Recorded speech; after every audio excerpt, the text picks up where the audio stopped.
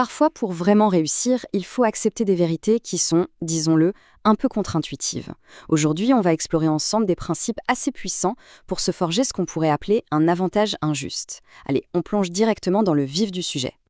On commence tout de suite avec l'idée la plus inconfortable, mais sans doute la plus importante d'Alex Hormozy. Ces moments où on se sent complètement dépassé, où c'est dur, ce ne sont pas des signaux pour arrêter. Au contraire, ce sont souvent les signes qu'une avancée majeure est sur le point d'arriver. Si on veut progresser, il faut arrêter de fuir cet inconfort et commencer à l'accepter comme une partie normale du jeu. Première section, accepter le prix à payer. Avant même de penser à des stratégies ou des techniques, la toute première étape, c'est de changer notre relation avec la difficulté. Tout part d'un choix, d'un compromis fondamental. Et voilà le choix qui se présente à nous tous les jours. D'un côté, il y a la douleur à court terme, de la peur d'oser, d'essayer, de peut-être se planter. C'est la seule voie qui mène à l'épanouissement sur le long terme. Et de l'autre côté, il y a le gain immédiat du confort. C'est tentant, hein? Mais c'est aussi la garantie quasi certaine d'avoir des regrets plus tard. C'est vraiment l'échange le plus important de notre vie. Ce qui nous amène à ce point absolument crucial. La peur du rejet, c'est une peur qui vient de l'extérieur. On se demande qu'est-ce que les autres vont penser. Alors que la peur du regret, elle, vient de l'intérieur. C'est cette petite voix qui dit « Et si je n'essaie pas? Qu'est-ce que je vais louper ?» Pour avancer, il faut que cette voix intérieure, celle qui a peur de l'inaction, soit beaucoup plus forte que la peur du jugement des autres. C'est ça le vrai carburant. Section 2, choisir le travail. Ok, une fois qu'on a accepté ce prix à payer, l'avantage suivant ne vient pas de travailler plus, mais de travailler mieux. Et ça passe par une discipline stratégique et une concentration presque obsessionnelle. Pour Hormozy, la vraie concentration, ce n'est pas d'ajouter des life hacks ou des applications de productivité. Non, c'est un acte de soustraction. Il s'agit d'éliminer, sans pitié, tout ce qui n'est pas l'objectif principal, même les trucs qui ont l'air intéressants. La vraie productivité, elle vient de tous les non qu'on arrive à dire pour protéger le seul oui qui compte vraiment. Cette analogie de l'échelle, elle est juste parfaite pour illustrer ça. Essayez de monter sur 4 échelles en même temps. C'est comme avoir 4 projets en parallèle. On s'agite, on est occupé, mais on n'arrive jamais en haut d'aucun mur. Par contre, si on prend toute cette énergie, tous ces barreaux, pour construire une seule et grande échelle, là, le progrès devient inévitable. L'effort est le même au final, mais le résultat est radicalement différent.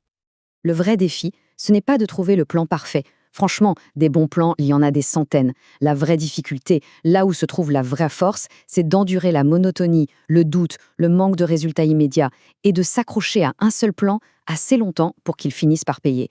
Le succès, c'est souvent juste la capacité à ne pas se lasser des bases. Cette idée d'attendre le moment parfait, c'est un mythe. C'est un piège qui nous sert d'excuse pour ne rien faire. Le bon timing, ça ne se trouve pas, ça se crée. C'est la préparation acharnée, le travail constant, qui fait qu'on est prêt le jour où une opportunité se présente. La persévérance, en fait, fabrique sa propre chance. Tout comme la persévérance à suivre ses analyses peut apporter de la clarté. Pensez à vous abonner pour ne rien manquer. Troisième section, ignorer le bruit. Forcément, dès qu'on commence à se concentrer et à avoir des résultats, 2 choses apparaissent. La pression des autres, à l'extérieur, et la bataille contre la comparaison à l'intérieur. C'est ce qu'on pourrait appeler le piège de la moyenne. C'est assez simple. Une personne qui n'ose pas prendre de risques peut, consciemment ou non, essayer de freiner ceux qui en prennent. Pourquoi ? Parce que si les autres réussissent, ça met en lumière leur propre peur, leur propre inaction. Ça valide le risque qu'ils n'ont pas voulu prendre.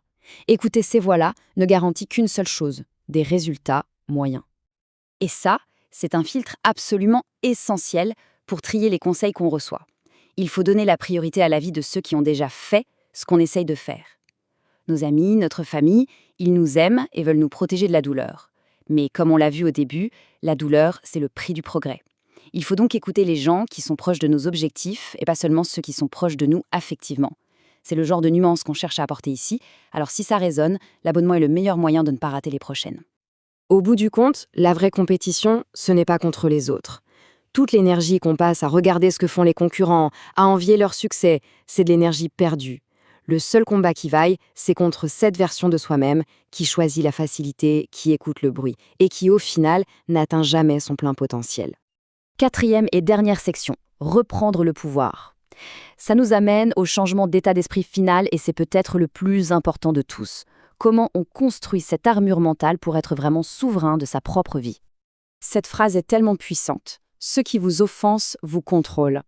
Quand on se sent offensé ou qu'on blâme quelqu'un d'autre pour une situation, en fait, on donne à cette personne le contrôle sur nos émotions et nos actions. Reprendre le pouvoir, ça commence par arrêter de le donner aux autres. Cette distinction est super intéressante. La culpabilité, c'est quand on trahit ses propres valeurs. C'est un signal interne, notre boussole personnelle, qui nous dit qu'on n'a pas été à la hauteur de nos propres standards. C'est utile. La honte, par contre, c'est quand on enfreint les règles des autres. C'est une pression sociale. C'est le fameux bruit dont on parlait. Comprendre cette différence, c'est la clé pour se libérer du regard des autres. La question logique qui suit, c'est donc celle-ci. Les règles de qui est-ce qu'on suit ? Est-ce que les standards qui guident nos actions sont les nôtres, choisis en conscience, ou est-ce qu'on a juste hérité des règles de la société, de notre famille, sans jamais les questionner ? C'est une réflexion fondamentale pour reprendre le contrôle. Hormezy insiste beaucoup là-dessus. Et je vais garder sa formule en anglais parce qu'elle est parfaite. « It's not your fault, but it is still your problem ». Ce n'est peut-être pas notre faute, mais ça reste notre problème. Ça veut dire quoi ? Que chercher un coupable, ça ne sert à rien. Même si on a les meilleures excuses du monde, le problème est toujours là et c'est à nous de le régler. Et pour surmonter le doute qui vient avec, les affirmations positives, ça a ses limites. La vraie confiance, elle ne se construit pas en se répétant des phrases devant le miroir.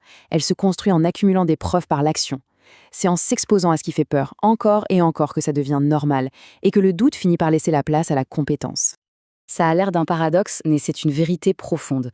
Le temps et l'énergie qu'on perd à chercher un raccourci magique qui n'existe pas sont presque toujours plus importants que le temps qu'il aurait fallu pour juste faire le travail difficile dès le départ. Du coup, ironiquement, la voie difficile est souvent la plus directe et la plus rapide. Alors, pour finir, si on résume tout ce parcours, il faut accepter le prix de la douleur, se concentrer sur une seule chose, ignorer le bruit ambiant et reprendre son pouvoir. Très souvent, tout ce qu'on désire se trouve juste de l'autre côté d'une seule conversation difficile qu'on repousse sans cesse. La question finale est donc celle-là. Quelle est cette conversation ? Si cette analyse vous a été utile, abonnez-vous pour ne pas manquer les prochaines.